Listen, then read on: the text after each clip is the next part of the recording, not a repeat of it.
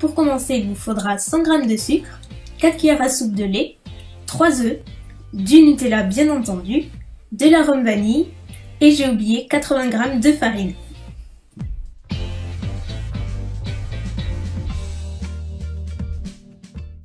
Donc dans un premier temps, je mélange mes 3 jaunes d'œufs avec le sucre jusqu'à ce que le mélange blanchisse légèrement. J'ajoute ensuite les liquides comme l'équivalent de 4 cuillères à soupe de lait ainsi que l'arôme de mon choix qui est la vanille. Vous pouvez opter pour de la fleur d'oranger ou ce que vous voulez, ou rien du tout, puis mélanger.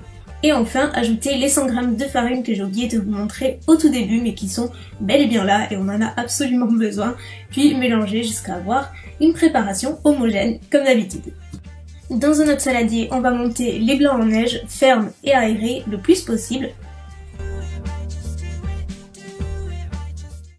Puis on incorpore doucement à l'aide d'une spatule en silicone de préférence petit à petit les blancs en neige jusqu'à les incorporer au mieux à la préparation sans les casser.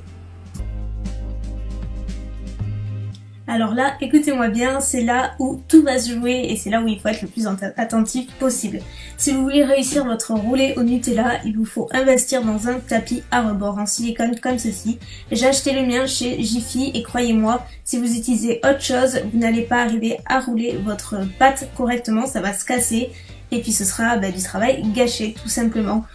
Croyez-moi, ça fait toute la différence, il faut vraiment que le tapis soit à rebord, vous pouvez en trouver n'importe où au rayon pâtisserie, ça fait toute la différence. Et moi depuis que j'ai ce tapis là, je réussis à tous les coups. Donc après avoir tapissé mon moule donc de papier cuisson, papier sulfurisé, peu importe, assurez-vous juste qu'il soit anti-adhérent pour que ça se démoule le plus facilement possible.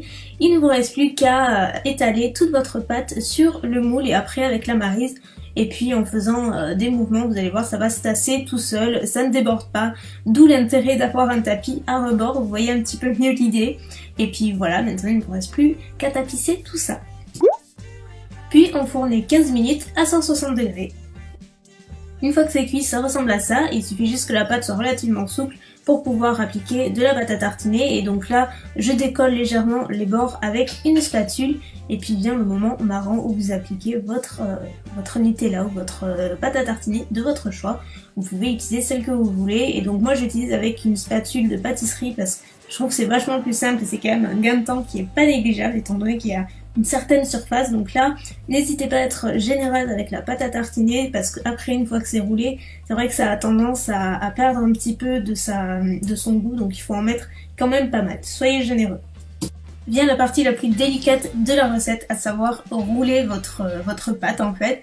Et c'est là où vous allez vous dire si c'est réussi ou si ça va se casser et c'est juste un stress monumental. Donc là, je vous assure, ça marche à tous les coups avec ce tapis à rebord. Le truc pour réussir, c'est d'y aller doucement mais sûrement, comme on dit. Il faut être patiente et surtout, il faut y aller avec une grande douceur.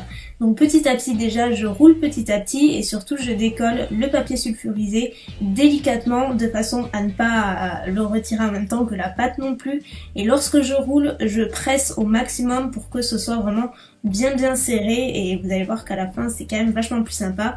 Et je répète l'opération jusqu'à ce que ce soit roulé jusqu'au bout en retirant petit à petit le papier cuisson au fur et à mesure.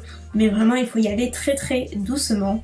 Et enfin, vous voyez en image, il faut juste avoir beaucoup de patience et il faut vraiment le vouloir, ce rouleau Nutella, je vous l'accorde. Mais je vous assure que c'est à la portée de tout le monde et c'est super simple. Même mon frère l'a déjà fait, donc je vous assure, tout le monde peut le faire. Et maintenant, la touche finale, c'est le sucre glace. Vous pouvez saupoudrer de cacao si vous préférez une saveur un petit peu plus chocolatée. Après, c'est une affaire de goût. Moi, je préfère le sucre glace, donc c'est ce que je fais. Je trouve ça super joli à la fin. Et puis voilà, après, il ne vous reste plus qu'à déguster votre rouleau Nutella au goûter ou pas.